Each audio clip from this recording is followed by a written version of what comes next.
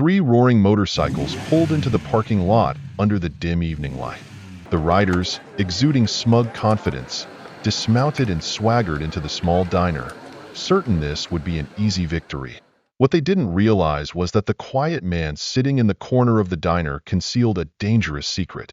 Do you think patience and strategy can overcome brute force? This story will take you from tension to astonishment, revealing the true power of courage and the unyielding drive to protect one's family. Stick around for an unexpected ending, and don't forget to follow for more inspirational stories. They thought they had found an easy target, a small family diner at a quiet truck stop along Interstate 72. Spotting a young woman managing the evening shift and her father's worn truck parked outside, the Iron Vultures Motorcycle Club saw nothing but an easy mark for their expanding criminal empire. What they didn't know was that John Carter wasn't just a long-haul truck driver. He was a former Navy SEAL with nearly 20 years of covert mission experience. Beneath his calm exterior lay a deadly skill set honed by dismantling terrorist cells across 5 continents. From the cab of his truck, John watched as 3 Iron Vultures MCs circled his daughter, Emily, like vultures inside the Desert Creek Stop Diner. Their predatory behavior was unmistakable, a gang scoping out new territory. He could have called the police or ignored the situation as many business owners had done when this gang muscled their way across 3 states. But John made a different choice, a decision that would transform this peaceful truck stop into the battleground for one of the Southwest's most feared criminal organizations. The Arizona sunset cast its final golden rays across the parking lot of the Desert Creek stop, leaving long shadows on the dirt. Emily Carter moved swiftly behind the counter, her dark hair tied neatly back. At 23, she had the confident air of someone accustomed to the trucker community, familiar with their rhythms and unspoken rules. Through the diner's wide windows, the desert stretched endlessly, broken only by the shimmering ribbon of Interstate 72 and scattered trucks resting in the lot. John Carter sat at his usual table, seemingly absorbed in a notebook, though his sharp eyes missed nothing.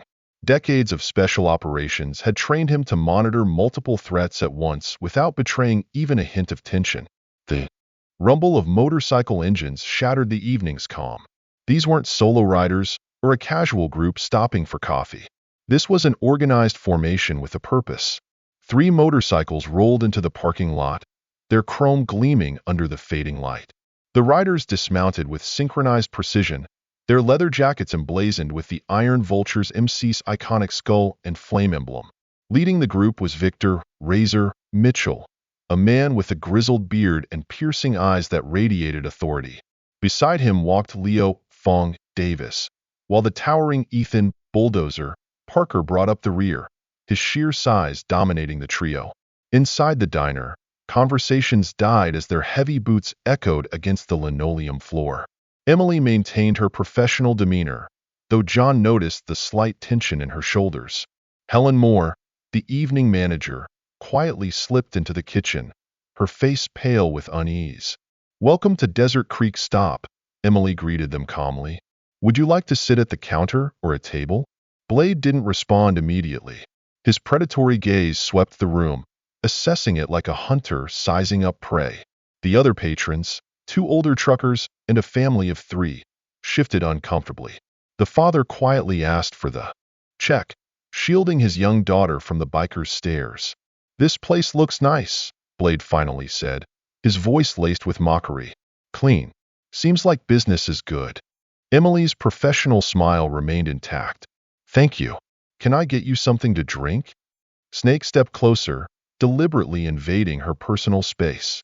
"You know," he drawled, "a place like this could use some protection, don't you think?" John set down his coffee cup with deliberate precision, drawing every eye in the room. Rising slowly, he moved with an unhurried yet deliberate pace toward the counter. "My daughter already said we don't need protection," he said, his voice low and commanding. Blade turned, his eyes narrowing as he sized up the older man in a faded ball cap and worn flannel shirt. Dismissing him as non-threatening, Blade sneered. "This ain't your business, old man. Best sit down, drink your coffee, and let the grown-ups talk." John took another step forward, each movement precise and calculated. "Actually," he said evenly, This is very much my business. That girl is my daughter, and this is my truck stop. Snake's hand moved toward his jacket, but John's next words froze him mid-motion. I wouldn't recommend that, John said, his tone steady. One more inch, and you'll spend the next 6 months in a shoulder brace. The absolute certainty in John's voice made Snake hesitate. Blade now studied John more intently, noticing the details he'd overlooked. The way he controlled the space around him, the deliberate economy of his movements, and the unflinching resolve in his eyes. You're making a mistake, Blade warned, though his bravado faltered. Nobody crosses the Iron Vulture's MC and walks away unscathed. John's smile was cold and didn't reach his eyes. Actually, you're the ones making a mistake. You've got 2 choices. Walk out that door, get on your bikes, and find someone else to intimidate, or learn the hard way why threatening my family is the worst decision you'll ever make. The tension in the diner was palpable, like a taut wire about to snap. Outside, the desert sunset painted the scene in hues of blood red and gold, while distant thunder rolled ominously across the horizon. For a moment, neither side moved, each waiting for the other to make the first mistake. Bulldozer, with his massive frame, decided to strike first, charging at John with surprising speed. To the untrained eye, it looked like a middle-aged trucker was about to be overwhelmed. But Emily saw it, the subtle shift in her father's stance, an almost imperceptible adjustment that radiated purpose. Tank's heavy punch cut through the air as John flowed like water, stepping into his reach in a single fluid motion. Using Tank's own momentum, with just a nudge of force, John threw him off balance, sending him crashing into the edge of a table. The movement was so smooth, so precise, that to an outsider, it might have looked like a mere accident. That's one, John said softly, his voice calm, as if tallying a chess game. He resumed a relaxed stance, his eyes scanning the room. Anyone else want to make a bad decision? Snake, standing nearby, reached toward his jacket, but Blade raised a single finger, stopping him. The gang leader's eyes now held a cautious curiosity, a stark contrast to the disdain they had shown earlier. The other customers pressed themselves against the walls, their terrified gazes locked on the escalating confrontation. From the kitchen doorway, Helen didn't dare move. Behind the counter, Emily remained still and composed, a reflection of the lessons her father had taught her. You've got some skills, old man, Blade admitted, his tone carrying a hint of respect. Military? Something like that, John replied evenly. Tank, now back on his feet, his face dark with rage and humiliation, growled, Let me take him, boss. Silence, Blade snapped, his eyes never leaving John. Our friend here isn't what he seems, is he? The wind howled outside, rattling the diner's windows.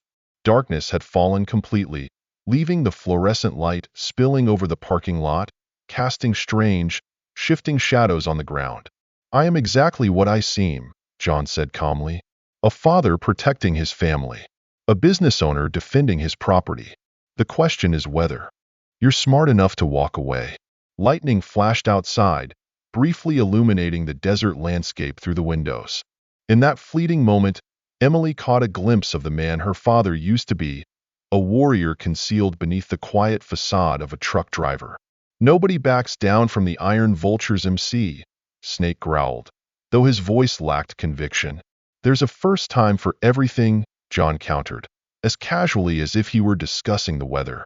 Blade's hand drifted toward his belt, where a glint of chain peeked out from under his leather jacket. You know what happens next. We control every major truck stop from here to Texas. Do you really think, no matter how skilled you are, that you can take us all on? You think I'm alone here? John's voice remained steady, but something in his tone made even Tank shift uneasily. A heavy silence fell over the room, broken only by the rumble of distant thunder and the flickering hum of fluorescent lights. All eyes were fixed on the standoff, where 2 predators sized each other up. Look around, Blade gestured with confidence. Your customers are terrified. The local cops are in our pocket. Nobody's coming to help you. Emily noticed the faint smile on her father's face, a familiar expression from her childhood, the one he wore just before delivering an undeniable truth. You see a few scattered customers, John said softly. I see Samuel Grant, former Green Beret, Tom Harris, 3 tours in Afghanistan, Grace Miller, a Marine Corps MP, and Helen, back in the kitchen, 20 years in Air Force intelligence. The biker's eyes darted around the diner, seeing for the first time what they had overlooked. The older truckers adjusted their postures, shedding their relaxed demeanors for the composed readiness of trained soldiers. The quiet woman in the corner now stared directly at them, her gaze brimming with confidence. You're not the first criminals to mistake this place for an easy target, John continued. We're a community. Every driver, every customer, every staff member looks out for each other. So, let me make this clear. You're not facing one man. You're up against a family. And not every family is an easy fight. John's words landed like a hammer blow to Blade's smug confidence. Lightning flashed closer this time, its glow reflecting the tension on every face. In that moment, Blade's eyes flickered with something real. Hesitation, perhaps even fear. You're bluffing, Snake muttered, but his hand dropped from his jacket. Try me, John said, his tone a calm challenge. The room felt like a coiled spring, ready to snap at any second. Then, unexpectedly, Blade laughed, a genuine laugh, though it didn't soften the calculating glint in his eyes. Impressive, he admitted, his sharp gaze returning to John. Nobody told me this place came with such unique features. Now you know, John replied. The question is, what are you going to do about it? A crack of thunder shook the diner, rattling the windows. The storm had arrived, but inside, a different kind of tempest was passing. Blade adjusted his jacket, a motion both casual and subtly menacing. We'll leave this time, but mark my words, this isn't over. The Iron Vulture's MC doesn't back down, and we don't forget. Neither do I, John replied, his voice quiet but unwavering. The bikers backed toward the door, their eyes watchful until they were outside. The bell above the door jingled as they left, blending with another rumble of thunder. Through the windows, their motorcycles roared into the night, swallowed by the storm gathering in the desert. Inside, the diner remained silent, the air heavy with the aftermath. Helen emerged from the kitchen, her posture now exuding the authority of a seasoned veteran. They'll come back with more. I'm counting on it, John said, his gaze fixed on the black void beyond the windows. It's time to remind them why nobody threatens a SEAL's family. The rain began to pound against the diner's windows, the drumming intensifying like the prelude to a battle. Inside, John Carter gathered his makeshift allies, those who had stayed when the others left. This was more than a roadside diner. It was a second home to many. Helen Moore spread a large map across the counter, her sharp eyes analyzing every detail with the precision of a former intelligence officer. Outside, Samuel Grant, the former Green Beret, walked the perimeter, his flashlight sweeping every shadowed corner. The Iron Vulture's MC is moving north systematically, Helen explained, her tone firm and deliberate. They're taking over truck stops and turning them into distribution hubs. In the past 3 months, they've successfully seized at least 15 locations. Emily stood behind the counter, quietly observing her father. The familiar figure of a reserve truck driver had given way to a tactical leader, a man who had once commanded life-and-death missions. She recognized the focused intensity in his eyes, a look she had known since childhood. They'll hit hard, John assessed, pointing at the main routes leading to the truck stop. Probably tomorrow night. They can't afford for this place to become a symbol of successful resistance. Tom Harris, a veteran with 3 tours in Afghanistan, leaned over the map. Local law enforcement won't help. The sheriff's office is in their pocket, not all of it, but enough to make official channels useless. Thunder rolled across the sky as John traced potential attack routes with his finger. Emily noticed how the veterans around him unconsciously deferred to the natural authority he exuded. Dad, she said softly, a hint of worry in her voice. Maybe we should close for a few days, let things cool down? John shook his head, his gaze gentle but resolute. That's exactly what they want, to force people to close, to create despair, then swoop in with protection as the only option. If we close now, will never reopen. Lightning split the sky, briefly illuminating the muddy parking lot outside. Grace Miller, a former military police officer, moved with precision as she conducted a security sweep. Her steps were calculated, each one optimizing visibility and cover. "I've got some contacts," Samuel said, his weathered face set with determination. "Veterans, truckers. They're just waiting for someone to take the lead. Give me 2 hours, and I can call at least 20 reliable people." "Do it," John nodded, adding cautiously, "but make sure they're people we can trust." Helen stood tall, her sharp eyes scanning her notebook. "I've gathered intel on the Iron Vulture's MC, Marcus Blade Thompson, dishonorably discharged from the military, arrested multiple times but never convicted. Ryan Snake Sanchez, one of his enforcers, suspected in 3 murders, but witnesses always vanish. Derek Tank Wilson, muscle, but with a history of violence. They're organized," John observed, his gaze steely, "but predictable. They follow a pattern: intimidation, escalation, and overwhelming force. We can use that against them." Emily continued to watch her father. Part of her swelled with pride, seeing him reclaim his true nature. Another part couldn't help but worry. The stories he had once told her were no longer distant memories. They were unfolding before her eyes. "What about the whole gang?" Tom asked, his eyes scanning the surveillance photos Helen had collected.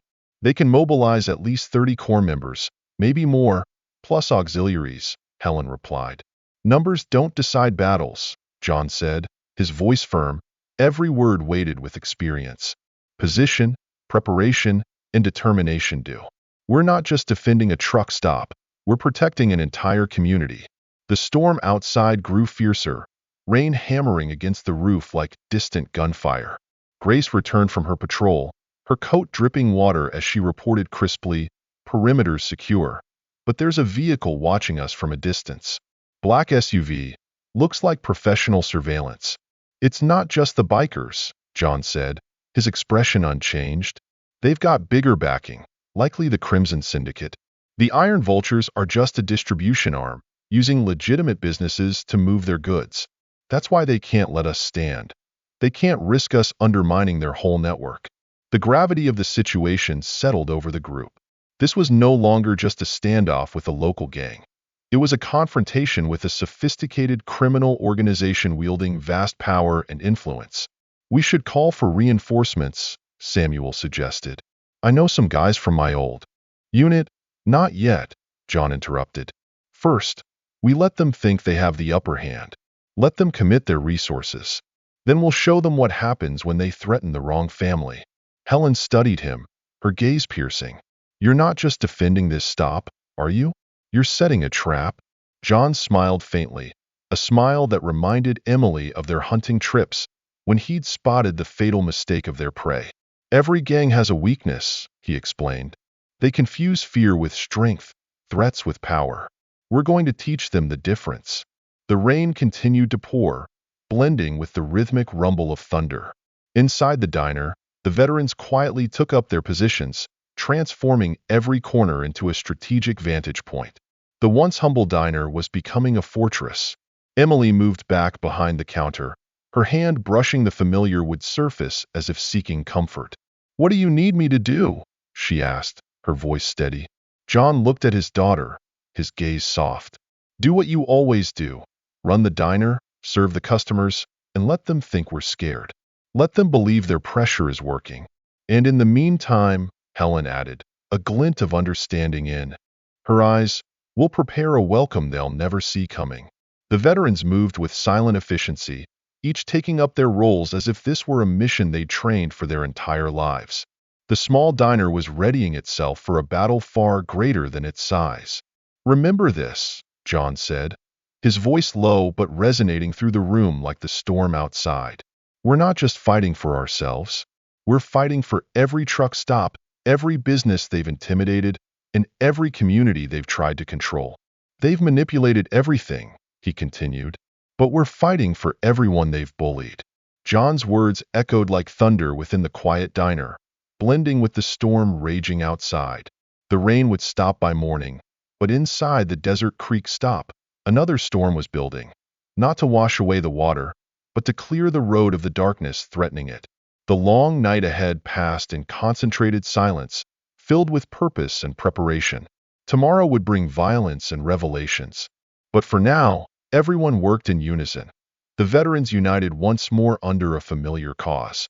The trap was set, waiting for the prey to step into it. The desert around Silver Creek blazed gold and crimson under the dawn, the storm having passed, leaving puddles scattered across the parking lot like small mirrors reflecting the morning sky. John Carter stood by the diner window, his eyes fixed on the rising sun, as familiar to him as the countless dawns he had witnessed from battlefield positions. Inside, the preparations from the night before had transformed Desert Creek Stop into a tactical fortress. Subtle changes, invisible to the untrained eye, marked the space. Security cameras hidden in everyday objects, communication devices disguised as driver tools, and reinforced positions camouflaged as routine upgrades. Samuel Grant had called in other veterans during the night. They arrived one by one, blending seamlessly into the daily rhythm of the truck stop. They posed as truckers taking a break, customers enjoying breakfast, or mechanics tending to vehicles, each a critical piece of a larger strategy. Emily moved between early morning customers, serving coffee with her usual grace. She noticed how the newcomers positioned themselves carefully, maintaining clear lines of sight and creating invisible zones of control. "Your father trained you well," Helen said, quietly stepping behind the counter. Most people would still be shaken after what happened last night. Emily poured coffee for an older driver she now recognized as a former operative. "He always taught me how to protect myself," she replied, "but more importantly, how to think under pressure." Outside, Tom Harris led a few other veterans in surveying the surrounding terrain. His 3 tours in Afghanistan had made him an expert at establishing defensive positions. Through the window, John watched with a focused gaze, taking in every detail of their preparations. Movement on the highway, Grace's voice came over the newly installed comm system.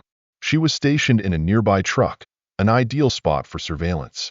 2 motorcycles doing reconnaissance. They're keeping their distance. "Let them look," John said, nodding slightly. "Everything they see will confirm what they expect." A nervous small business making sloppy preparations for trouble. The morning unfolded with an air of normalcy. Regular customers came and went, though many were carefully selected veterans. A group of supposed construction workers, actually former Marines, erected faux traffic structures, subtly guiding vehicles into strategically advantageous positions. A delivery truck arrived, carrying special equipment disguised among ordinary shipments. "The scouts are back," Grace reported through the radio. 3 bikes this time. "They're getting bolder." John watched the bikers through the window, their feigned casualness failing to escape his trained eye.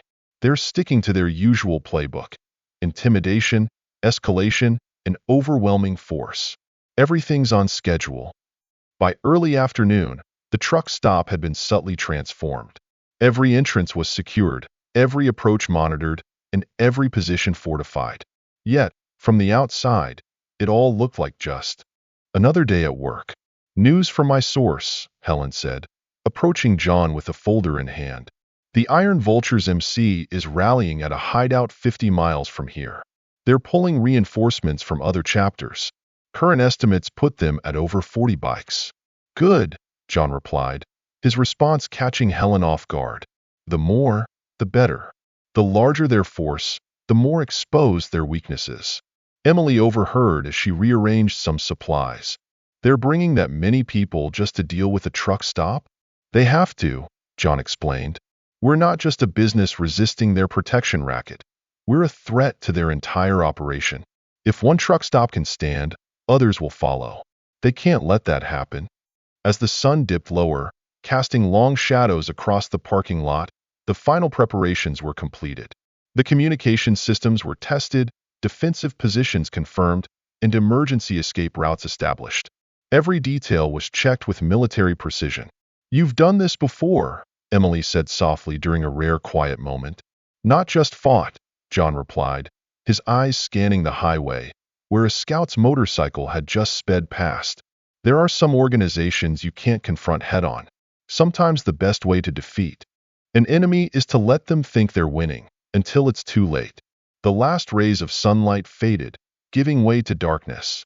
The small diner, though humble, was now ready for the biggest battle in its history. "They'll hit us hard," Samuel predicted, casually wiping down a table that concealed hidden weapon compartments. "They'll try to overwhelm us right out of the gate." "That's their mistake," John replied, his gaze fixed on the desert through the window. "They think they're attacking a truck stop. They don't realize they're walking into a fortified position manned by experienced combat veterans." The sun set, painting the desert sky in fiery shades of orange and purple. Soon, darkness would fall, bringing with it the battle promised by the Iron Vulture's MC. But as Emily watched the veterans moving with quiet confidence, she knew that her father's meticulous planning had already shaped the coming fight. The first wave arrived just after dusk. 20 motorcycles roared down the highway in tight formation, their headlights piercing the night like predatory eyes. Behind them, black SUVs maintained a calculated distance, a clear signal of their connection to larger criminal organizations. John sat at the counter, coffee cup in hand, the perfect guise for tactical observation. Through the glass, he noted the formation, the spacing between bikes, the kind of precision that set them apart from ordinary thugs. "More vehicles approaching from the south," Grace reported through the concealed earpiece. "Over 20 bikes, 3 SUVs. Classic intimidation tactics."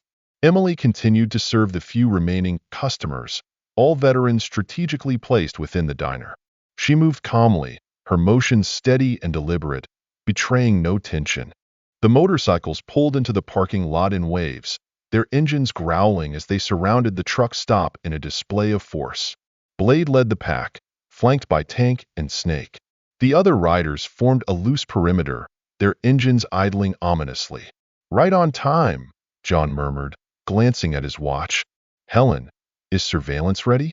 "All approaches are being recorded," Helen confirmed from the kitchen, her voice steady with the confidence of a seasoned intelligence officer.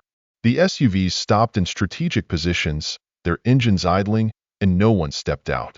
John immediately recognized the calculated professionalism. Crimson Syndicate's enforcers were here, ready to support, but carefully maintaining plausible deniability.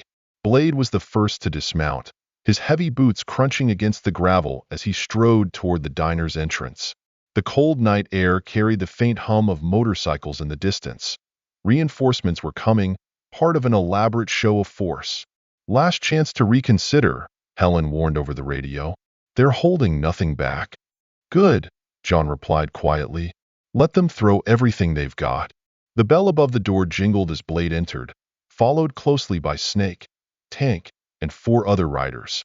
Their leather jackets bore patches from various chapters, a statement of the gang's unified strength.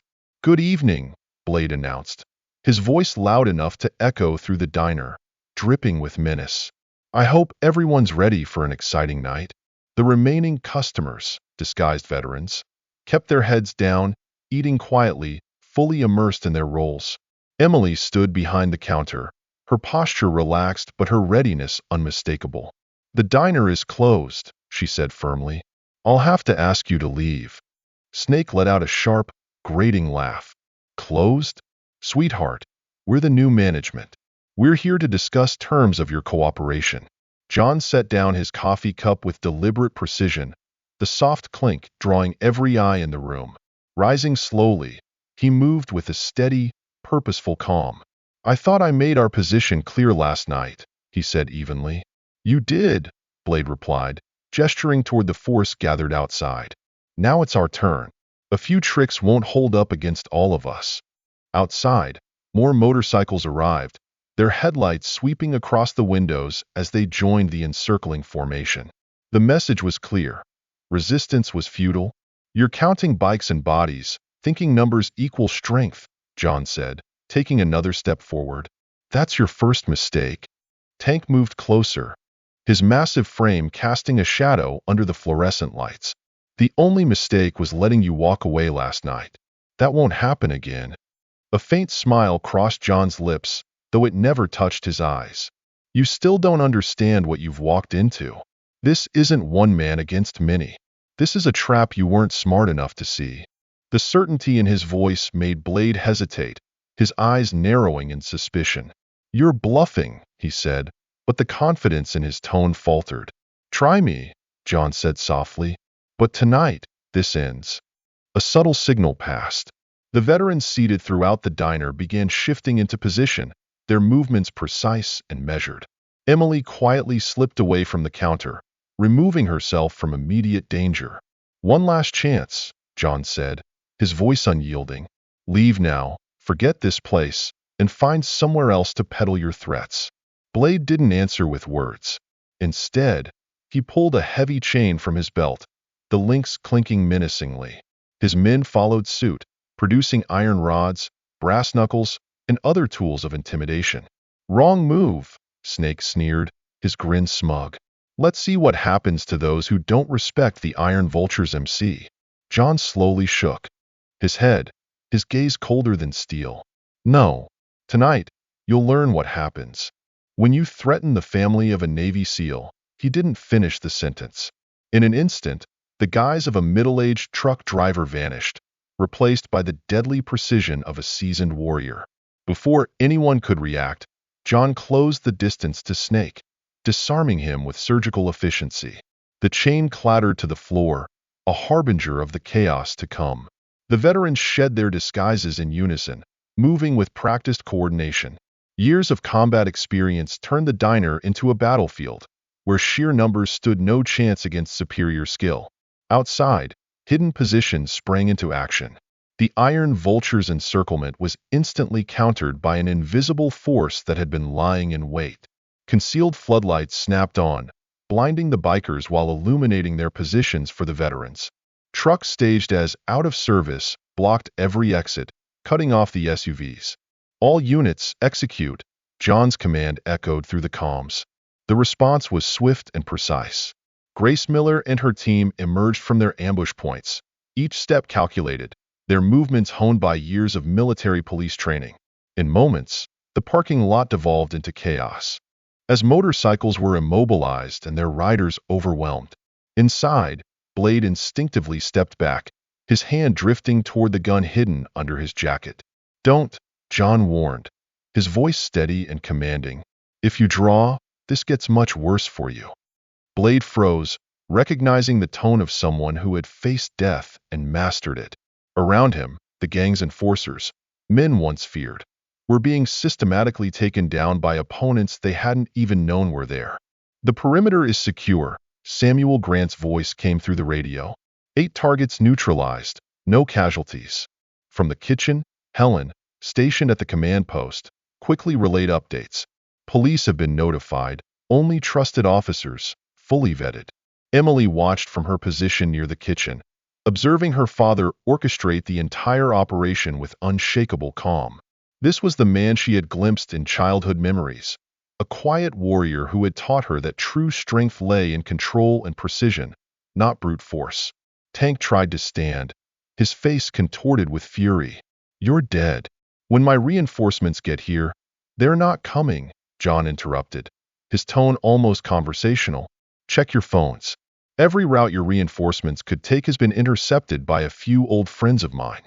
The bikers scrambled to check their phones, their faces paling as they read the messages. Every reinforcement team had been stopped by professional forces, leaving the Iron Vultures completely isolated. "There's no way," Blade gasped, his composure starting to crack. "We control this entire area. Cops, officials, everyone is in our pocket." "That's your second mistake," John replied, his unwavering gaze locked on Blade. "You think corruption equals control, but there are still good people in law enforcement. They just need someone to stand up first." The sound of approaching sirens grew louder, but this time, it wasn't the corrupted officers Blade had relied on.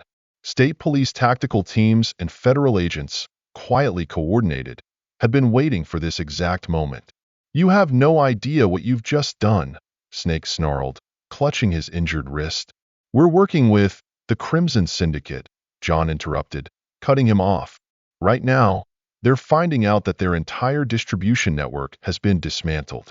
Amazing what a little intelligence can do when placed in the right federal hands." The truth was beginning to dawn on them. This wasn't just a truck stop defending itself. It was a carefully orchestrated operation designed to dismantle their entire organization.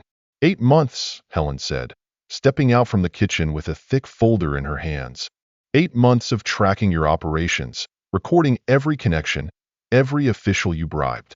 All we needed was for you to throw your entire force at us in one desperate move.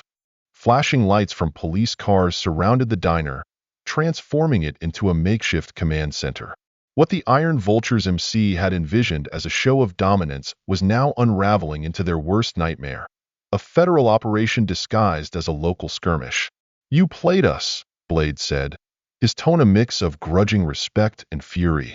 No, John replied, his icy eyes unrelenting. You played yourselves. You got so used to being predators that you forgot to watch for the traps. The diner's door opened as tactical teams entered with precise professionalism. Among them were faces the gang recognized. Officers they had believed were on their payroll.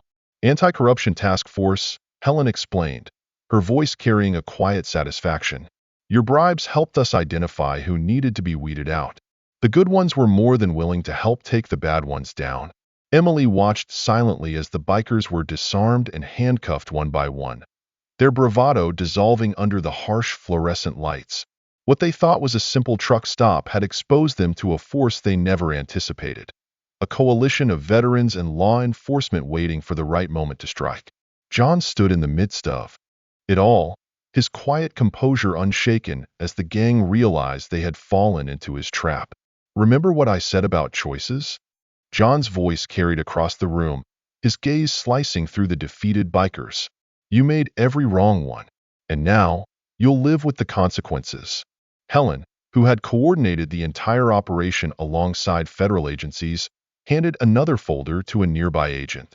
The word impressive doesn't even begin to describe this, Special Agent Wilson remarked as he approached John, watching more police units arrive.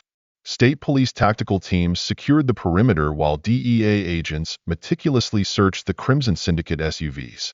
They made it easy for us, John said quietly. Organizations like the Iron Vultures MC are predictable. They're so used to intimidation that they forget the importance of strategy.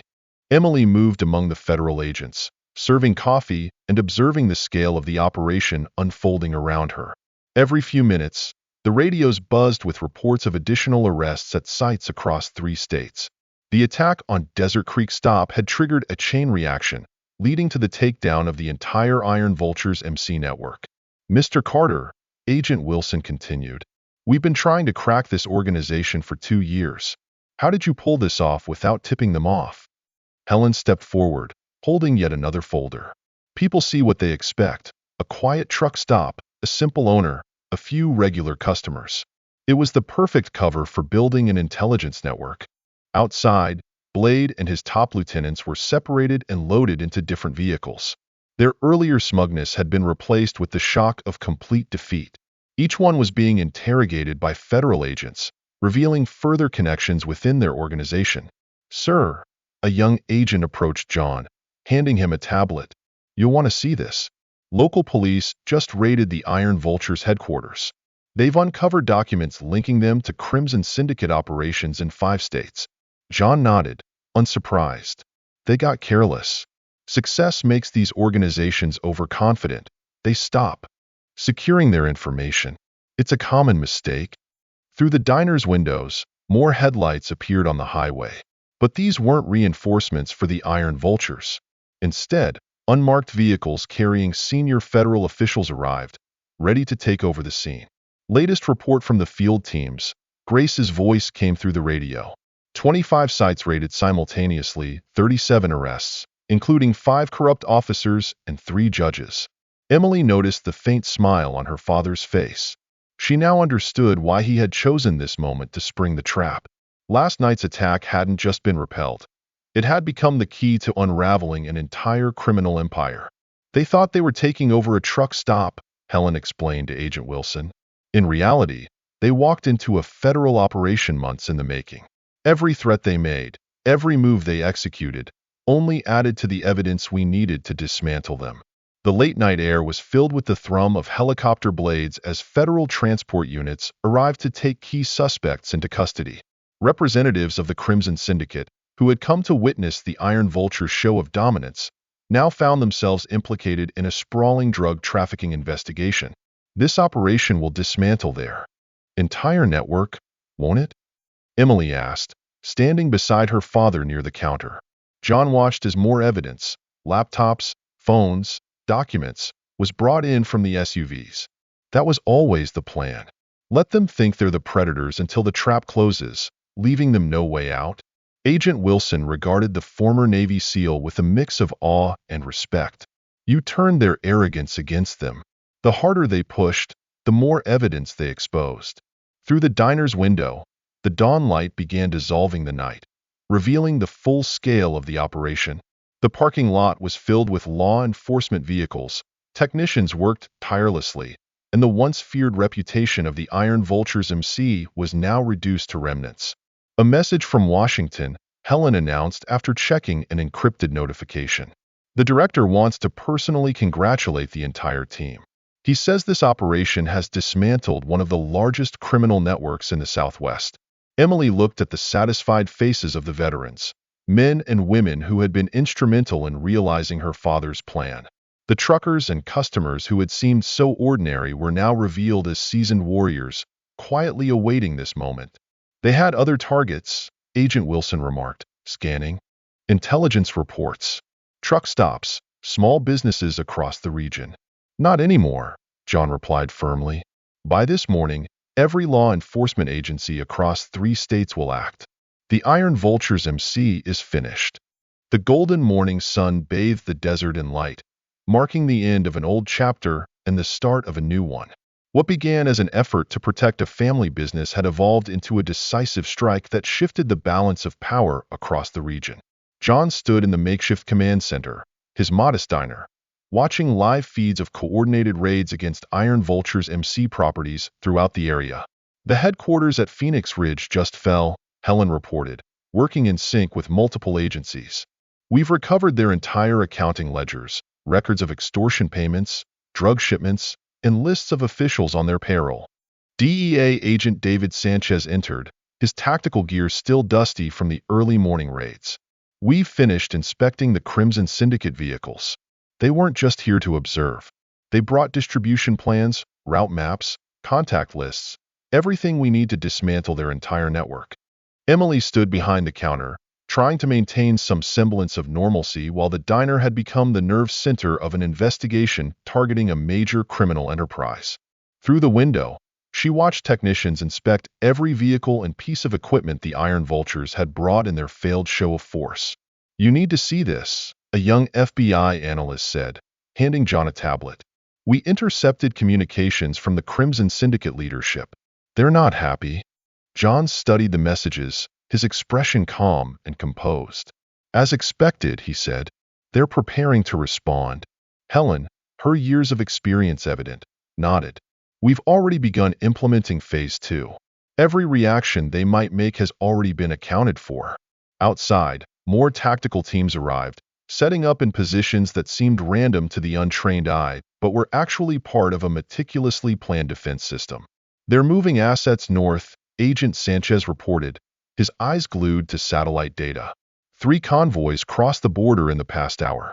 Let them come, John replied, his tone steady.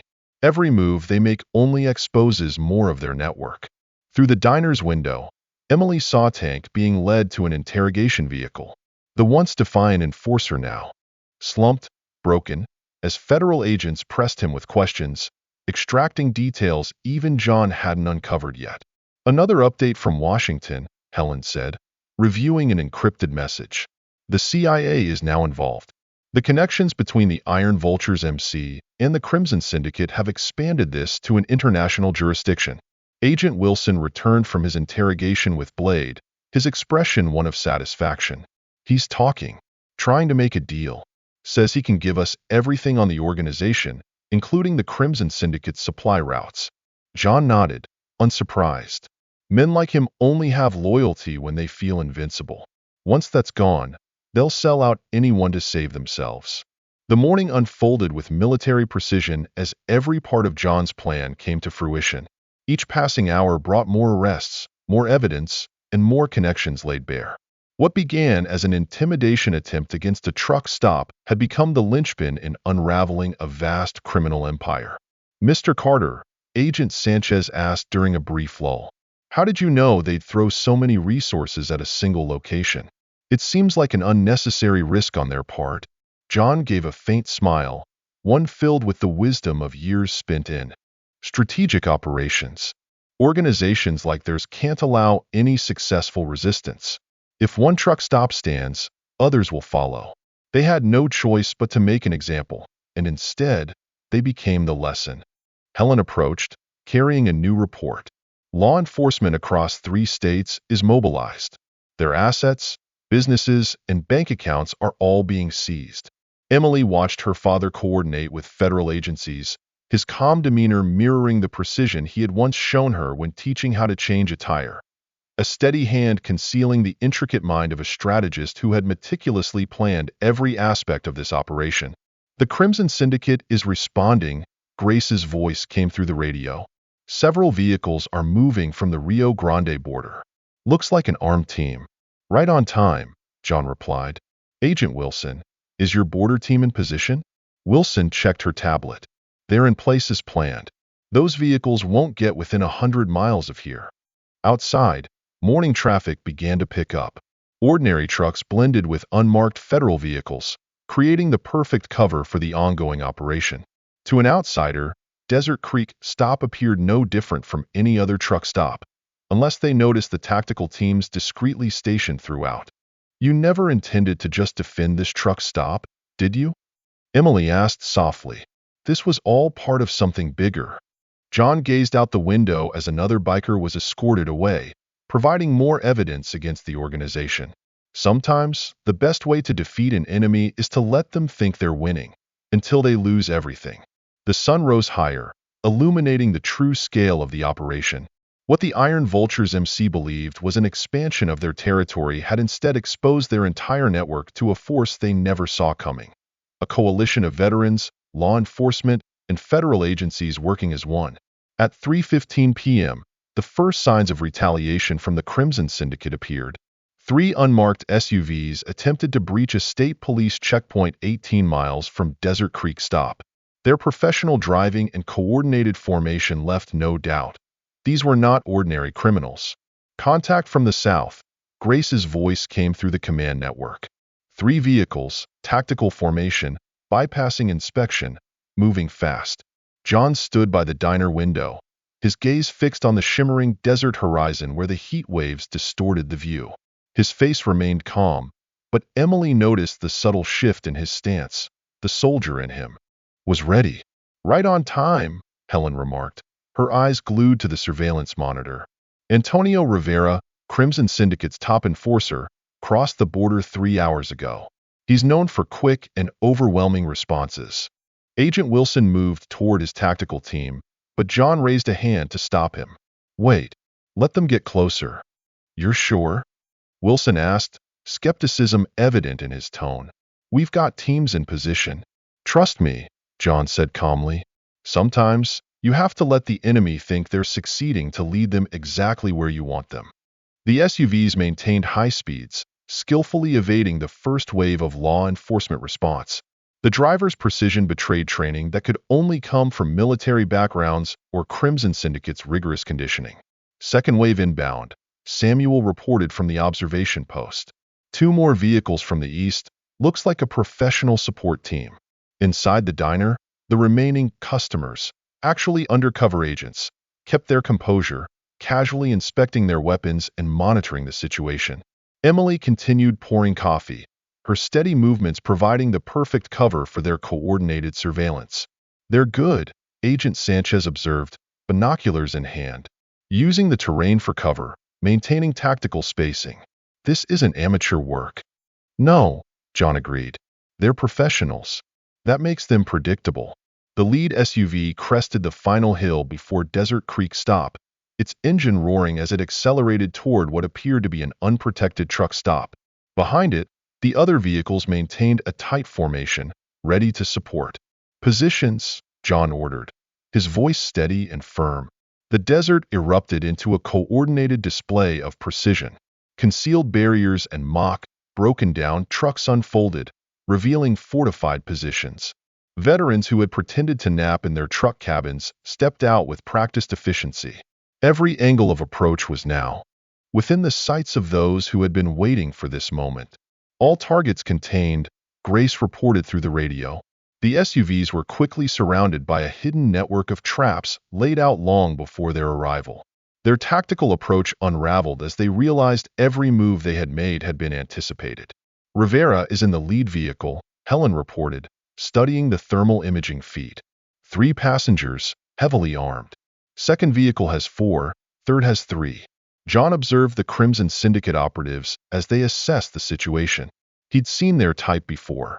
Men so confident in their dominance that they overlooked the inevitability of failure bred by arrogance. "They're not the only ones who know how to set traps," Agent Wilson murmured, his tone edged with caution. "We should act while we still have the upper hand." "Not yet," John replied, his voice calm and deliberate. "Wait a little longer." At that moment, the lead SUV suddenly swerved, making a sharp turn toward the auxiliary parking lot, a path they presumed was a weak spot in the defenses. The other vehicles followed quickly, maintaining their tactical formation. "They're heading straight into the kill zone," Helen confirmed, her eyes never leaving the surveillance feed. Emily caught the faint smile on her father's lips, a look she recognized from their chess games when he taught her to think 3 moves ahead. The Crimson Syndicate operatives were about to learn why you never rush into a situation without considering every angle. The SUVs sped down the narrow path, their drivers believing they had found an exploitable gap. But instead of escaping, they drove directly into a meticulously prepared kill box. Hidden barriers rose from the ground, specialized equipment disabled their engines, and in seconds, the Crimson Syndicate's professional formation was entirely neutralized. All vehicles immobilized, Grace's voice came through the radio. No collateral damage, no civilian threats. Federal tactical teams moved in immediately, surrounding the trapped vehicles with flawless precision. The heavily armed Crimson Syndicate operatives, recognizing the futility of their situation, slowly raised their hands in surrender. Antonio Rivera, the leader of the squad, was escorted past John, his hands cuffed securely. "Your reputation suggests you're smarter than this," John said quietly, his gaze steady on Rivera. Rivera glared back, his cold eyes assessing the man before him. "You're not just a truck stop owner, are you?" "No," John replied, his tone unchanged. "And this isn't just about protecting a business." He tilted his head slightly. "Thank you for bringing so many of your key people. It saves us the trouble of hunting them down." Agent Wilson approached with a thick file. "Sir, we recovered documents from their vehicles, operational plans, contact lists, financial records." "Of course you did," John nodded, unsurprised. Men like Rivera are so accustomed to control that they carry everything important with them. They don't trust subordinates with critical information, a weakness we can always exploit. Emily stood behind the counter, watching as agents began unloading crates of evidence from the SUVs. What had appeared to be a simple defensive stand against a local gang was, in truth, a carefully orchestrated trap designed to draw both the Iron Vulture's MC and the Crimson Syndicate into a decisive blow. The late afternoon sun cast long shadows across the parking lot as federal agencies continued processing the aftermath of Rivera's capture. What had started as a seemingly straightforward confrontation had escalated into one of the most significant operations against the Crimson Syndicate in regional history. John stood by his familiar window, watching as DEA teams meticulously inspected each vehicle. Every piece of evidence uncovered peeled back another layer of the Crimson Syndicate's operations, connections that extended far beyond the Southwest. Helen approached, spreading documents across the counter. Preliminary analysis from the confiscated laptops shows they weren't just trafficking drugs through truck stops. There's evidence of human trafficking, arms smuggling, and money laundering across 5 states. Agent Wilson joined in, bringing fresh intelligence from Washington. The CIA is involved now. Some of these connections lead south of the border, tied to international operations. Rivera isn't just an enforcer. He's the primary coordinator for their entire U.S. operation. Emily continued working behind the counter, striving to maintain an air of normalcy amidst what had transformed into a high-level command center. Secure communication equipment and tactical planning stations had replaced the diner's familiar atmosphere. "Sir," a young analyst called out, handing John a tablet. "We found encrypted communications on Rivera's phone. He was reporting directly to the Crimson Syndicate's Leadership Council." John studied the data on the screen, his expression unreadable. That explains why he brought so much operational information with him. He wasn't just here to deal with a truck stop. This was a full network evaluation. Outside, more federal vehicles arrived, everything from trucks to unmarked sedans, blending seamlessly into the scenery for passing motorists. In reality, they were mobile command centers and evidence processing units, discreetly maintaining the appearance of a typical truck stop. Update from interrogation. Grace's voice came over the radio. "The Iron Vulture's MC was just the surface. We've uncovered links to 3 other biker gangs, all acting as distributors for the Crimson Syndicate in different territories." Helen's screen lit up with new intelligence. "Confirmed. Linked chapters Silverhawks MC, Red Canyon Riders, and Desert Wolves MC are currently being raided. The entire network is collapsing." Agent Sanchez entered, carrying preliminary forensic reports. "We found this in Rivera's vehicle, a detailed plan to expand their network into Canada, using truck stops as a front." John nodded, his gaze drifting to the parking lot, where tactical teams continued securing the scene. That's classic Crimson Syndicate strategy: establish legitimate business fronts, bribe local officials, and gradually build infrastructure. But this time, they got too cocky. Their arrogance pushed them to accelerate their timeline, and that was their mistake. Emily brought coffee to the command team, noticing how the agents were now leaning on her father's insight. His calm demeanor and tactical expertise had elevated him from a simple truck stop owner to a strategic advisor they trusted. "Vehicles approaching from the north," Samuel's voice crackled over the radio. "Looks like a support team from the Crimson Syndicate, testing our defenses." "Let them come," John replied evenly. "Just like before, let them think they found a weak spot, then neutralize them in the prepared zone." A desert breeze carried dust across the parking lot as the sun began to set. In the fading light, the tactical changes to the truck stop were almost imperceptible, defensive positions and surveillance equipment seamlessly hidden within the ordinary infrastructure. "Mr. Carter," Agent Wilson asked, his voice tinged with respect, "I have to ask, how did you know they'd react this way? From the Iron Vulture's MC to the Crimson Syndicate, everything played right into your plan." John offered a faint smile, the kind that spoke of hard-earned wisdom. "Organizations like this always follow a pattern. Their arrogance makes them overreact to any challenge. The bigger they are, the more predictable they become." Helen approached with new reports. "The Crimson Syndicate's leadership is in disarray. Rivera's capture has exposed their entire northern operation. They're scrambling to shut down facilities and move assets, but we're always one step ahead because they still think they're dealing with a local problem." John looked out at the parking lot, where federal teams worked with relentless precision. And that's their final mistake. They can't fathom that all of this was premeditated, that every move they made was anticipated and prepared for, John said, his gaze steady through the diner window. Outside, another Crimson Syndicate support team fell into the meticulously laid trap. Predators accustomed to being hunters now found themselves outmatched by veterans who had spent months preparing for this moment. "Sir," a young analyst interrupted, holding a tablet, "we just intercepted a transmission from the Border Surveillance Network. The Crimson Syndicate is mobilizing their entire regional force. Multiple strike teams are crossing the border at various points." "Good," John said with quiet confidence. "Let them deploy everything they've got. Every team they send only gives us more evidence and connections to document." Emily watched. The federal teams seamlessly coordinate with her father's veteran network, marveling at how smoothly everything operated. What had started as a simple defensive maneuver now revealed itself as a masterfully executed trap designed to expose and dismantle an entire criminal empire. "New update from Washington," Agent Wilson announced, checking secure communications. "A joint task force is being formed. DEA, FBI, CIA, even international agencies are joining in. This is becoming one of the largest operations against the Crimson Syndicate's infrastructure in years. As night deepened, more evidence was processed, and additional connections came to light. Each piece added to a puzzle far larger than the initial conflict with the Iron Vulture's MC. The Crimson Syndicate's attempt to punish a defiant truck stop had laid bare their entire operation, triggering a coordinated response they had spent years trying to avoid. "You never expected this to stay small, did you?" Emily asked in a quiet moment. John silently observed as another federal team arrived, their vehicles blending seamlessly with ordinary traffic. Organizations like this never let any resistance go unanswered.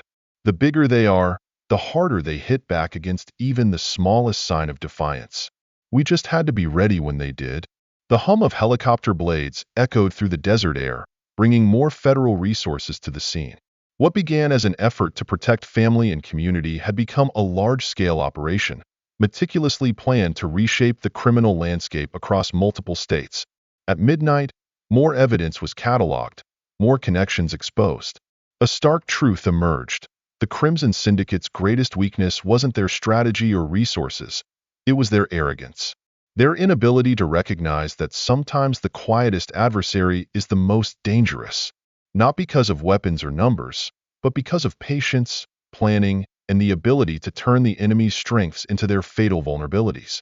The Crimson Syndicate had intended to make an example of a truck stop, but instead, they exposed themselves to a force they didn't even realize existed, a blend of military expertise, federal resources, and unyielding community resolve. By 2 a.m., a new wave of retaliation from the Crimson Syndicate was detected. Surveillance teams reported multiple groups approaching from various directions, their movements reflecting professional military training. The desert night concealed their advance, but John Carter's years on the battlefield had sharpened his instincts to recognize the subtle signs of an impending attack. 4 teams spotted, Helen reported from her observation post. "They're using tactics straight out of Special Forces playbooks. These aren't your standard Crimson Syndicate grunts. They've brought in elite mercenary units." John studied the thermal imaging screens, noting the precision of each movement. "Mercenaries," he said. "Crimson Syndicate must have recruited heavily from South American Special Forces, especially Colombia." Through the window, Desert Creek stop appeared tranquil, almost abandoned. But beneath that facade was an intricate defensive network, monitoring every approaching threat. Veterans hidden in strategic positions maintained constant vigilance, while federal tactical teams waited silently in prearranged locations. "These teams are carrying heavy weaponry," Grace's voice came through the radio. "Anti-material rifles, breaching explosives, specialized equipment." Emily moved between command stations, delivering coffee to the agents while keeping a close eye on her father. She read the subtle cues, slightly narrowed eyes, measured breathing, that showed he was entirely focused. "They're forming assault teams," Agent Wilson noted, eyes locked. "On the tactical display, classic counter-terrorist formations. These guys are highly trained." John nodded, recognizing the familiar pattern. "Colombian Special Forces tactics. They're good, but predictable. They'll try to overwhelm us with synchronized assaults from multiple directions." Helen scanned her monitors, the thermal images revealing 12 operatives per team, all equipped with military-grade gear.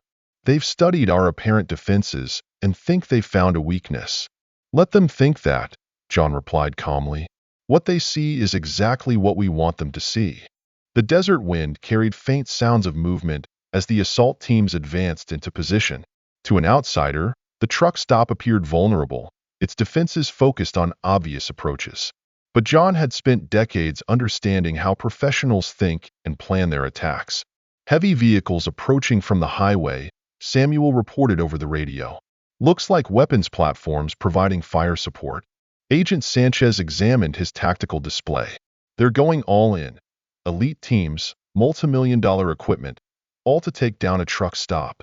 "It's not just a truck stop," John explained, his voice carrying the weight of experience. "We've damaged their reputation, exposed their operations. Organizations like this live and die by fear. They have to make an example of us, no matter the cost."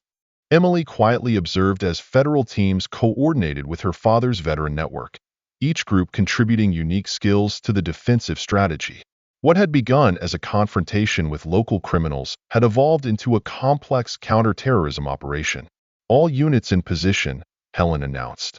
They'll start with synchronized breaching charges, trying to create multiple entry points simultaneously. John glanced at the clock, noting the precision in their execution. They're highly professional, but that also means they'll follow their training exactly as predicted. The night air buzzed with tension as the assault teams completed their preparations. Inside the diner, hidden veterans held their positions, waiting for the signal to spring another carefully laid trap. "Mr. Carter," Agent Wilson asked quietly, "should we deploy the tactical team now?" "Not yet," John replied, his eyes never leaving the thermal display. "Let them commit fully to the attack. We need them all in position before we reveal our true defenses," he added, his voice steady and deliberate.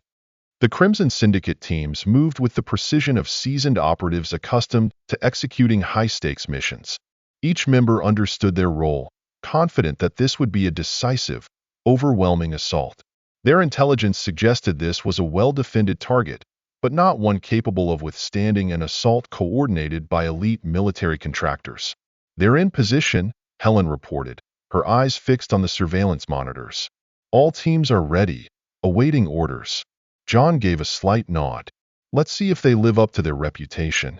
The night erupted in a series of synchronized actions. Explosions from breaching charges reverberated across the area, signaling the start of the Crimson Syndicate's assault. The attackers stormed in, expecting to face a disorganized defense scrambling to respond in chaos.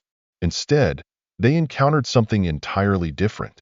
Concealed defensive positions activated with flawless timing. Areas that appeared vulnerable were revealed to house sophisticated countermeasures. The veterans' counterterrorism expertise turned every point of entry into a carefully orchestrated trap. All targets contained. Grace's voice came over the radio, carrying a tone of professional satisfaction. No casualties, no collateral damage. The elite Crimson Syndicate operatives quickly realized they'd walked into a trap. Instead of gaining an advantage, their military training made them predictable to opponents who understood exactly how they thought and operated. "Second wave is holding position," Samuel reported. "Support vehicles are attempting to retreat. Seal all escape routes," John ordered. "Let's add a few more military contractors to our guest list." Emily stood behind the counter, watching as federal teams moved to secure the captured operatives. These weren't ordinary criminals. These were professional mercenaries, hired guns for the Crimson Syndicate. "Sir," Helen called, holding up a captured communications device. "We found this tactical comms equipment on the team leader. It's a direct link to Crimson Syndicate's command structure." Agent Wilson examined the device, his expression lighting up with excitement. "This is military-grade equipment, encrypted communications using classified protocols. We might be able to expose their entire special operations network." John gazed out the window, his eyes on the captured mercenaries. Despite their failure, their professional demeanor remained intact. "They'll talk," he said evenly. "Men like these are loyal to the next paycheck. When there's no escape, they'll do whatever it takes to save themselves." As the night deepened, more evidence was collected and additional connections surfaced. What had started as a straightforward defense had drawn the Crimson Syndicate's elite forces into a trap, revealing yet another layer of their operations to the federal investigation. "Update from Washington," Agent Sanchez announced. "The CIA has taken a keen interest in this bust. Some of these individuals were involved in classified missions before working for Crimson Syndicate." The thrum of helicopter blades echoed as federal transport vehicles arrived to transfer the high-value prisoners. Each capture was more than a tactical win. It was a treasure trove of intelligence that could unravel the Crimson Syndicate's activities across multiple countries. By dawn, sunlight bathed Desert Creek Stop, illuminating the aftermath of the previous night's battle. Captured Crimson Syndicate gunmen sat in secured areas while federal agents processed a wealth of intelligence. "Final report from the tactical teams," Helen announced, updating her screen. 39 elite operatives captured, along with all their equipment and comm systems. The CIA is calling this one of the largest takedowns of Crimson Syndicate's military assets in history, she added. Agent Wilson approached with preliminary interrogation reports. They've started talking. These aren't loyal soldiers. They're professionals who understand the value of cooperation. Each one is trying to strike the best deal for themselves. Emily moved among the federal teams, serving breakfast to agents who had worked through the night. The diner's usual morning routine carried on, providing the perfect cover for the ongoing operation. Sir, Grace's voice came over the radio. We've intercepted communications. Crimson Syndicate's leadership is in complete disarray. They've lost their entire special operations force in a single night. John gave a slight nod, watching as more police vehicles arrived to transport prisoners. They've invested millions in recruiting and training these teams. Each one represents years of experience and specialized knowledge. Now, they're all potential witnesses. Helen's screen lit up with new intel. Reports from across the border indicate Crimson Syndicate is scrambling to shut down facilities, move assets, and destroy evidence. But they're too late. The captured operatives are providing real-time intelligence on locations and personnel. Through the diner window, John watched additional federal teams arrive. What had begun as a fight against local crime had escalated into a major international operation involving agencies from multiple countries. Update from forensics, Agent Sanchez reported, laying documents on the counter. We've found detailed operational plans and equipment targeting facilities across 3 countries. They didn't just come here to retaliate. They were executing part of a larger expansion strategy. John studied the documents intently, his gaze never leaving the schematics. It's Crimson Syndicate's usual playbook: deploy elite teams to secure new territories, eliminate resistance, and establish distribution networks. Only this time, they ran into opponents who knew their playbook better than they did. Emily glanced out the window, where the captured operatives sat, still holding themselves with military precision despite being handcuffed. Their training was evident in every movement. "Mr. Carter," Agent Wilson asked, his tone laced with curiosity, "how did you know they deploy their elite forces? That's a significant risk for them." John smiled faintly, the expression of a man who had seen and planned for everything. Organizations like this always follow a predictable pattern. Once we captured Rivera, they had no choice but to respond with overwhelming force. Their reputation demanded it. We just had to be ready when they did. The desert sun climbed higher as federal teams continued processing evidence. Regular customers mingled with undercover agents, maintaining the truck stop's cover as a mundane roadside diner, while an intricate intelligence operation unfolded behind the scenes.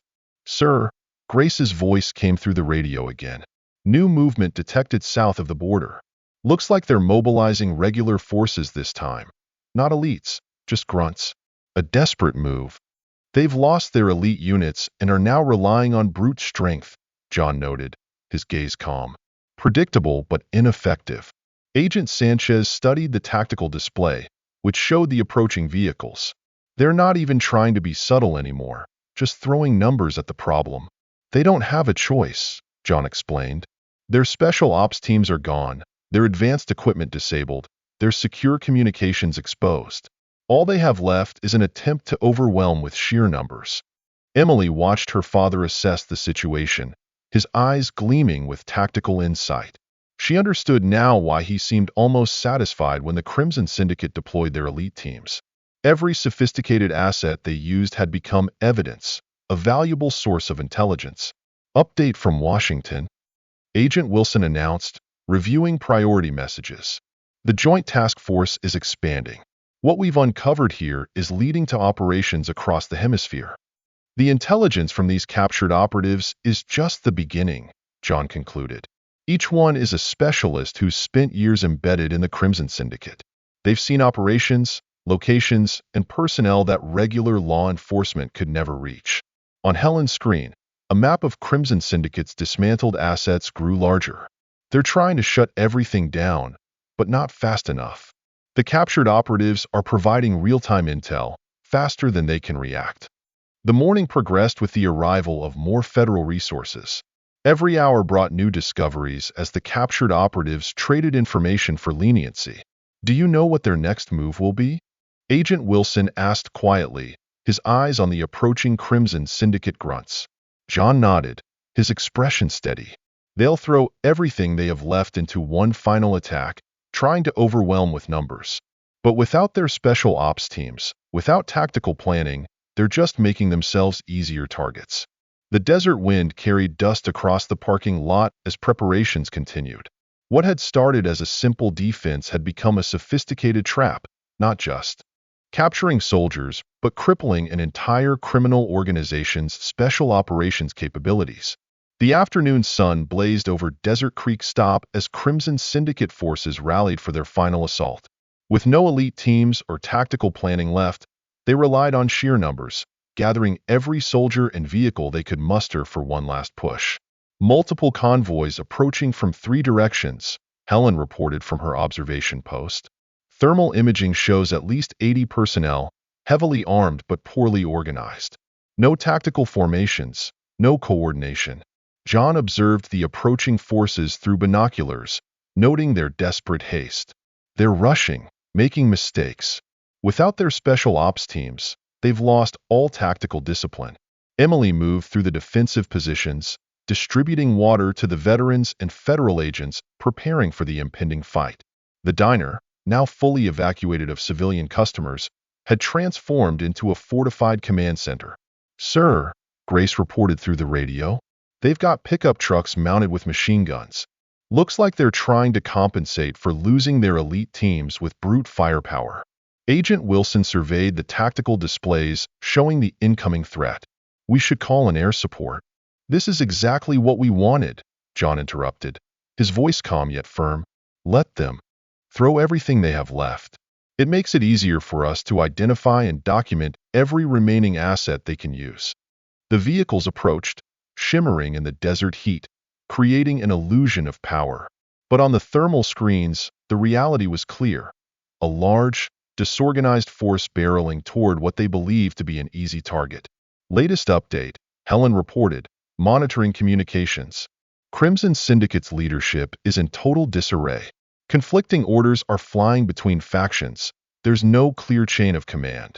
Through the diner window, federal tactical teams moved into their final positions. Vehicles and equipment that appeared ordinary now revealed their sophisticated defensive capabilities, each location strategically planned months in advance. "They're not even trying to be subtle," Agent Sanchez remarked, his eyes glued to the surveillance screens. "They're just charging straight in, no tactical maneuvers at all. With their elite teams gone, all they have left is brute force and intimidation," John replied, his face betraying no worry. "That's the entirety of their playbook now." Emily watched as the defenders finished their preparations, noting the perfect calm of the veterans despite the looming threat. These were individuals who had faced tougher adversaries in real battles.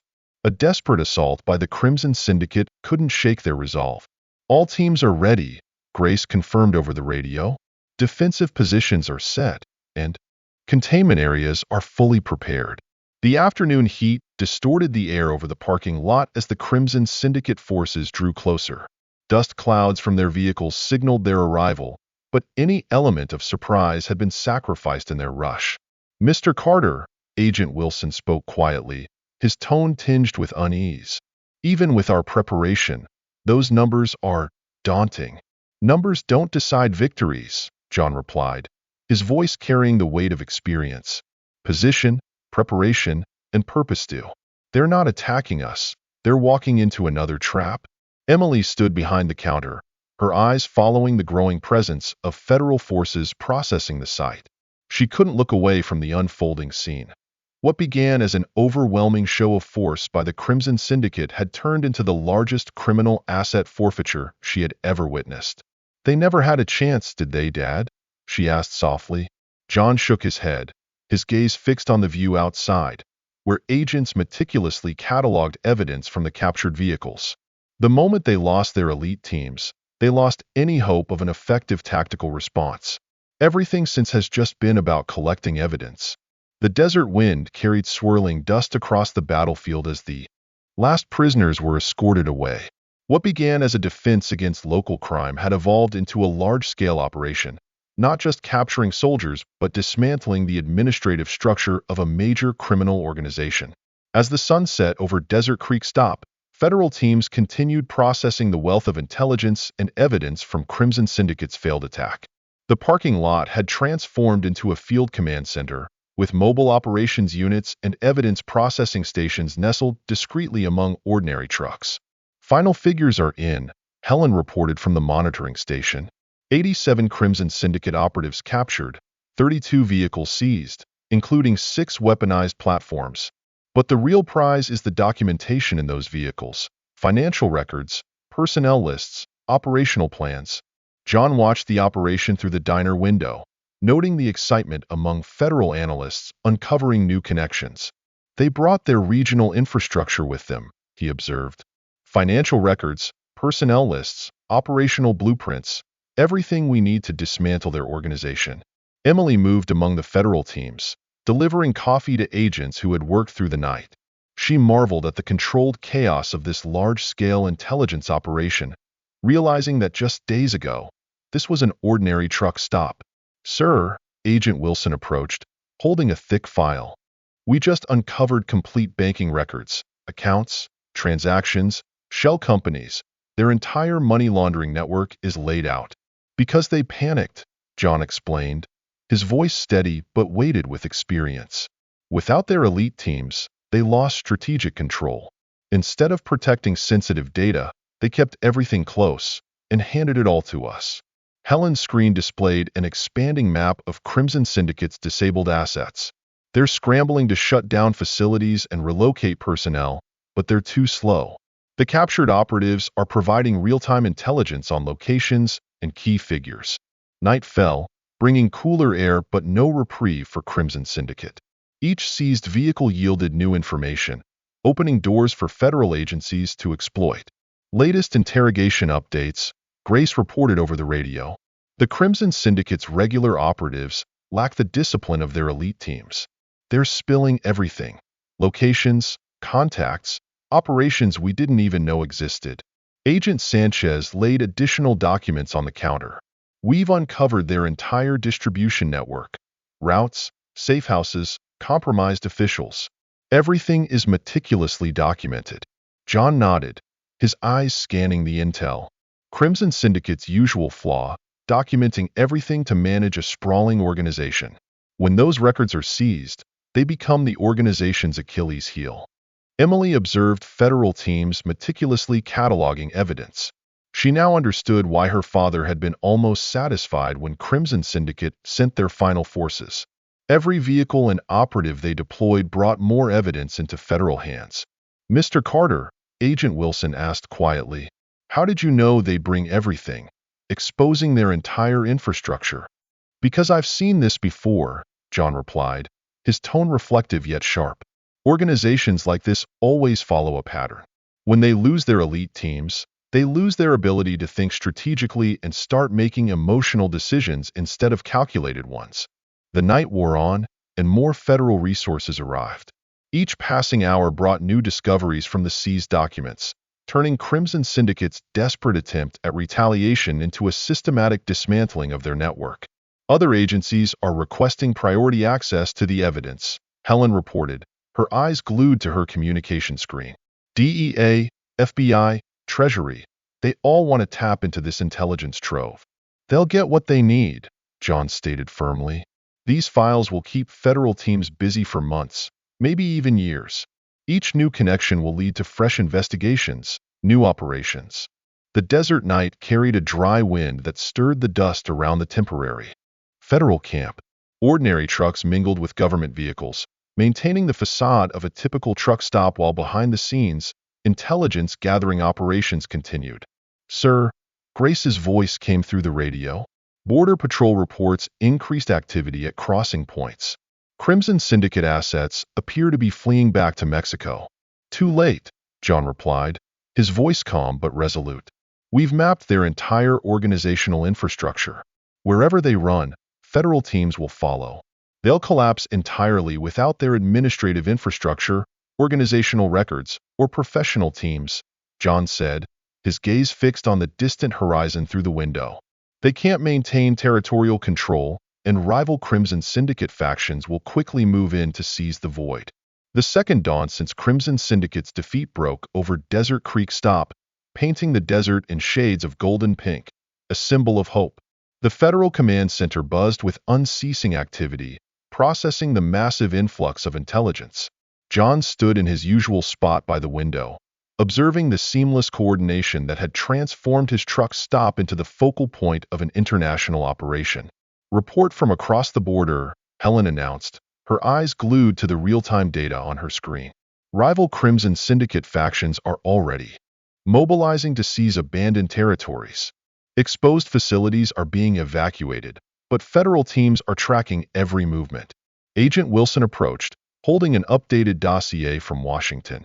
The Treasury Department's Financial Crimes Unit is working through the seized banking records. Over $2 billion in assets have been frozen, and the figure is climbing by the hour. Emily worked behind the counter, maintaining the diner's regular operations while quietly observing the controlled intensity of the federal analysts processing the constant flow of intelligence. What had started as a defensive operation against local crime had spiraled into a chain reaction reshaping organized crime across multiple nations.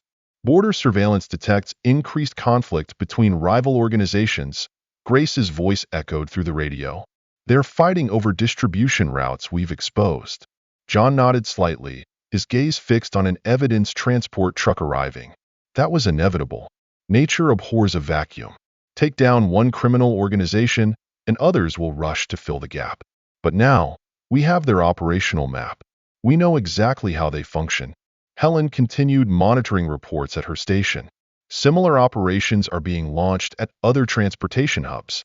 Veteran groups are coordinating with law enforcement to establish sophisticated surveillance networks. Through the diner window, they watched federal teams processing vehicles and seized equipment. Each piece of evidence revealed new connections and opened new opportunities for agencies to dismantle criminal networks. Latest from interrogations, Agent Sanchez reported, laying documents on the counter. Crimson Syndicate operatives are spilling everything. Safe houses, warehouses, compromised officials. They're desperate to cut a deal. John scanned the reports, his sharp gaze betraying the mind of a seasoned strategist. When a large organization collapses, everyone scrambles to save themselves. Every confession leads to more evidence, more arrests, and more confessions. Emily watched the ever-expanding scale of the operation, now understanding why her father had been so patient in setting up this defensive strategy. It wasn't just about protecting the truck stop. It was about creating an opportunity for a larger offensive against organized crime networks. "Mr. Carter," Agent Wilson said quietly, his tone contemplative, "other agencies are seeking your input. They want to replicate this model at other locations, creating a network of transport hubs resistant to criminal control." John offered a faint smile, a smile laced with years of experience. That was always the bigger goal, to prove this can be done, to provide a blueprint others can follow. One truck stop is easy to intimidate, but a network of prepared locations is impossible to control. As the morning progressed, the influx of intelligence grew. Each passing hour unveiled new secrets about the scale of criminal operations now laid bare. Crimson Syndicate's attempt to crush a single point of resistance had inadvertently triggered the collapse of their entire infrastructure. Agencies are coordinating, Helen reported from the communication console. DEA, FBI, Treasury, even international task forces. They're using the intelligence we've gathered to launch synchronized operations across the hemisphere. John watched as tactical teams prepare to deploy to new locations. Each successful operation reveals new links, new evidence for the next mission. The entire network starts to unravel itself. Outside, the desert sun shone brightly as more federal resources poured in. The flow of regular truck traffic blended seamlessly with government vehicles, maintaining the appearance of normalcy while behind the scenes, the intelligence operation continued to expand. Border surveillance reports, Grace relayed over the radio, signs of resistance are forming. At other transport hubs, veteran groups are organizing, coordinating with law enforcement to establish defensive networks. John nodded, his gaze thoughtful. Show people how to do it. Give them the tools and knowledge to succeed. Then watch the ripple effect. Criminal organizations thrive on fear and isolation, he continued. Break that pattern, and everything changes. Agent Sanchez examined the tactical display, which showed activity across the region. They can't handle coordinated resistance like this. Their entire operating model relies on intimidating isolated targets, impossible when the targets start working together. John nodded, his sharp eyes glinting with understanding. Share intelligence, pool resources, support each other. Suddenly, their tactical advantage disappears. They're not alone.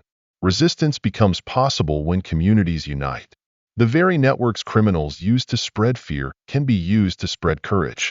A week after Crimson Syndicate's failed assault, Desert Creek Stop became a gathering point for representatives from truck stops across 3 states. The diner's backroom had been transformed into a training center, where John Carter shared detailed plans for organizing community resistance against criminal control. "It's not just about physical defense," John said, his voice calm but commanding, drawing everyone's attention. "The key is building networks, sharing intelligence, and coordinating responses. Make it impossible for them to isolate or intimidate individual locations." Helen operated the projection system, displaying maps of successful defensive operations. "What happened here isn't unique," she explained. "Every aspect of our response has been designed to be replicable." Emily moved quietly among the groups of attendees, serving coffee and observing the growing confidence in their eyes. These were people who had lived under the shadow of intimidation, now seeing a clear, practical, and effective path to resistance. Reports from deployment sites. Grace's voice came through the communication network. 3 more locations have successfully repelled takeover attempts. Criminal organizations are beginning to avoid fortified targets, creating safe corridors along major transport routes. Agent Wilson, now permanently assigned to coordinate the expanding program, spread new intelligence reports across the planning table. "We're witnessing a fundamental shift in how organized crime operates. They can't maintain control when communities start collaborating, sharing information, and pooling resources." Through the diner window, they watched federal teams training local veterans on advanced surveillance techniques. What had begun as a defense at a single truck stop had evolved into a comprehensive program for community resistance against organized crime. "You need to see this," Helen called from the monitoring station. "We're receiving reports of similar networks forming in other areas. This model is spreading faster than we anticipated." John nodded, staring at the expanding patterns. "This is the multiplier effect. Each successful act of resistance creates more safe zones, more networks, and more opportunities for communities to support one another. Criminals can't adapt quickly enough to counter it." The morning sunlight cast long shadows across the parking lot as more truck stop owners arrived to participate in the training. Each represented a community ready to transition from potential victims to fortified targets, contributing to the expanding resistance network. "Agencies are fully backing this program now," Agent Sanchez reported, reviewing coordination requests. DEA, FBI, and even international law enforcement are recognizing the potential to systematically dismantle organized crime. John pointed to the tactical display. "Their entire operational model depends on isolating targets and using fear to maintain control. Once communities start collaborating, sharing resources, and exchanging intelligence, that model collapses." Emily observed her father conducting detailed training sessions, realizing why he had designed the defensive strategy to be easily scalable. Every element had been meticulously documented, tested, and refined to become a blueprint others could follow. "Mr. Carter," a truck stop owner from Texas spoke up, his expression anxious. "We've tried to stand up to them before, but they always had too many resources, too much power." "That was when you stood alone," John replied, his voice steady and persuasive. "Now, you're part of a network. When they target one location, they'll face coordinated resistance from an entire community." Helen's screen displayed real-time updates from defensive operations across the region. Confirmation of another failed takeover. The criminal organization tried using familiar intimidation tactics but encountered well-prepared resistance. Result: complete failure. Through the window, they saw new groups arriving for training: veteran organizations, law enforcement units, community leaders, all eager to learn and implement the proven resistance techniques. "Border surveillance reports," Grace said through the communication network. Crimson Syndicate's transport operations are severely disrupted. They can't maintain safe routes when every major stop becomes a fortified target. That's the real victory, John remarked, his gaze distant as he watched federal teams collaborating with local forces. It's not just about protecting individual locations. It's about breaking their ability to control territory through intimidation. The morning continued with new groups arriving, each hour bringing fresh reports of organized resistance, disrupted criminal operations, and exposed corruption networks. What began as a defense at one truck stop had grown into a movement dismantling organized crime's control across the region. "You're changing the entire game," Agent Wilson said, admiration in his eyes as another group completed their training. Helen operated the projection system, displaying maps of successful defensive operations. "What happened here isn't unique," she explained. "Every aspect of our response was designed to be replicated." Emily quietly moved among the groups of visitors, serving coffee and observing the growing confidence in their eyes. These were people who had lived under the shadow of fear, now seeing a clear, practical, and effective path to resistance. Reports from deployment sites. Grace's voice came through the communication network. 3 more locations have successfully repelled takeover attempts. Criminal organizations are beginning to avoid targets that have been fortified, creating safe corridors along major transport routes. Agent Wilson, now permanently assigned to coordinate the expanding program, spread newly gathered intelligence documents across the planning table. "We're witnessing a fundamental shift in how these criminals operate. They can't maintain control when communities start cooperating, sharing information, and pooling resources." Through the diner window, they watched federal teams training local veterans in advanced surveillance techniques. What had begun as a defense of one truck stop had evolved into a comprehensive program empowering communities to resist organized crime. "You need to see this," Helen called out from the monitoring station. "We're receiving reports of similar networks forming in other regions. This model is spreading faster than we anticipated." John nodded, his gaze fixed on the expanding diagrams. "This is the multiplier effect. Each successful resistance creates additional safe zones, new networks, more opportunities for communities to support one another. The criminals can't adapt fast enough to counter it." The morning sun cast long shadows across the parking lot as more truck stop owners arrived to participate in training. Each represented a community ready to transform from a potential victim into a fortified target, contributing to the growing resistance network. "All agencies are on board with this program now," Agent Sanchez reported, reviewing coordination requests. DEA, FBI, even international law enforcement agencies recognize the potential for systematically dismantling organized crime networks. John pointed to the tactical display on the screen. "Their entire operating model depends on isolating targets, using fear to maintain control. Once communities start collaborating, sharing resources and intelligence, that model collapses." Emily watched her father lead detailed training sessions, now fully understanding why he had designed the defensive strategy to be easily replicated. Every aspect had been carefully documented, tested, and refined to become a blueprint others could follow. "Mr. Carter," a truck stop owner from Texas spoke up, his face lined with worry. "We tried standing up to them before, but they always had too many resources, too much power." "That's when you were alone," John replied, his voice low but commanding. "Now, you're part of a network. When they target one location, they'll face coordinated resistance from an entire community." Helen's screen displayed real-time updates from defensive campaigns across the region. Another takeover attempt repelled. The criminal organization tried their usual intimidation tactics but encountered well-prepared resistance. Result: total failure. Through the window, they watched new groups arrive for training: veteran organizations, law enforcement personnel, community leaders, all eager to learn and implement the proven resistance techniques. Border surveillance reports, Grace relayed over the communication network. Crimson Syndicate's transportation operations are severely disrupted. They can't maintain safe routes when every major stop becomes a protected target.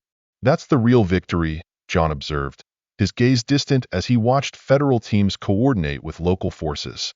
Not just protecting individual locations, but breaking their ability to control territory through fear. The morning continued with new groups arriving, each hour bringing fresh reports of communities organizing resistance, criminal operations being disrupted, and corruption networks being exposed. What began as a defense of one truck stop had grown into a movement dismantling organized crime's grip across the region. "You're changing the entire game," Agent Wilson said, admiration in his voice as another group completed their training.